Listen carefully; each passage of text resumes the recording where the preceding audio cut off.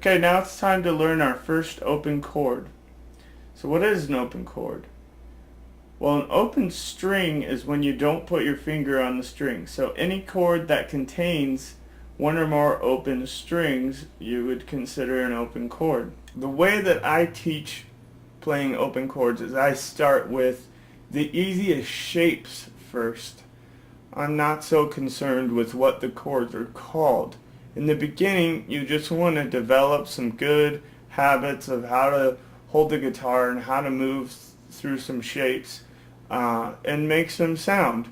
You don't need to worry so much about what the chords are called in the beginning. So we're going to start with some real easy shapes that any beginner can move around rather than the easiest chord names, okay? You might think like, oh, a C chord, well that's easy, but you're going to find that that's one of our more challenging open chords, okay? It's going to require a little more skill than these first couple chords we learned.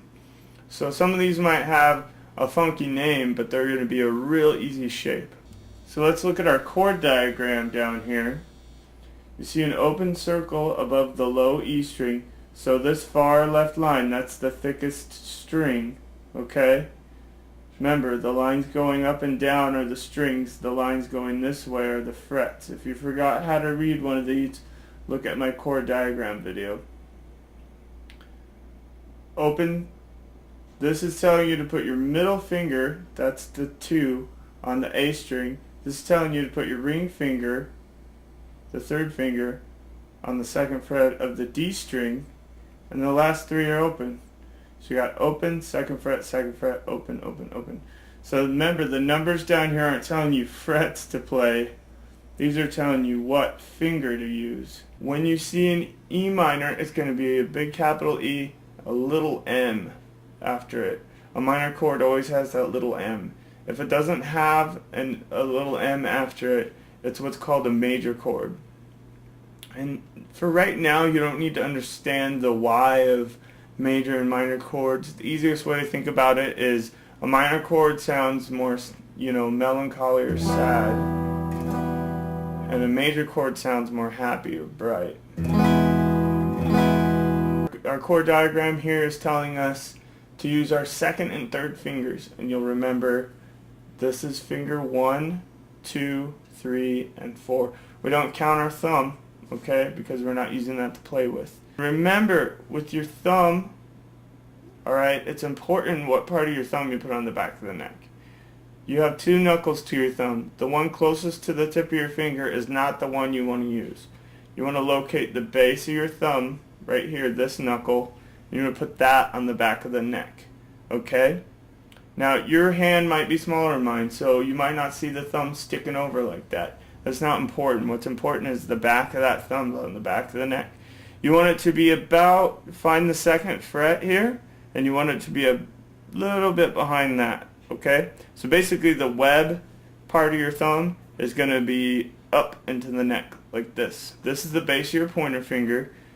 It can be under the neck or in front of it, but never ever put it behind the neck, okay? That's really going to limit your movement with your fingers. So you're going to put this back knuckle on the back of the neck, and that pointer finger should be in front of the neck, okay? So our diagram tells us the 2nd finger goes on the A string. So I'm going to put my middle finger on the 2nd fret of the A string. So that's, if we're looking at the thickest string, we go Eddie, 8. So that's that string. Okay, then my ring finger is going to go on the 2nd fret of the D string. So I go Eddie 8 dynamite, that's D, okay? So I have these 2 fingers on there. Now, if you're holding it with your thumb knuckle down here, what you're going to find happening is that string's going to be muted, and you're not going to get a nice clean chord. So put that thumb up there like this, and it can also help if you have thick fingertips like me. Make sure your fingers are really curled, okay? Get it right next to the fingernail, and you can even turn your hand a little to the side if that helps you too. You gotta try to play around with it. Whenever you're learning a new chord, when I hit each string open, one at a time. make sure that everything's ringing out nice and clear. So that's exercise 1. Hit each string open one at a time. So now we're going to try to play our chord with a rhythm. We've got 1, 2, 3, 4. 1, 2, 3, 4. 1, 2, 3, 4. 1, 2, 3, 4. Okay? Some people like to whisper the beats they're not playing. That helps them understand that they're not playing those beats while still counting them. So you can play around with that if you want. So that's the exercise 2, playing a rhythm with that first chord, E minor. E is the lowest sound we have. That's why it's called an E minor chord. Okay, so we're going to hit from the E string down. Moving from your wrist, it's going to make a small arc away from you like this. Okay, so see that? And you don't want to move from your elbow. Again, that's wasted motion. And I'm only moving far enough to hit that last string. I don't need to move way far. I'm just going to have to make that distance up.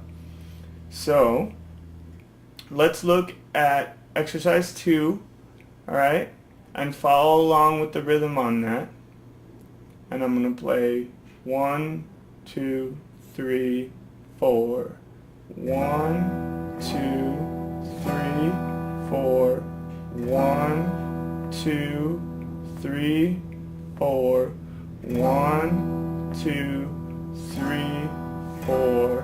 1, 2, 3, 4. Stop.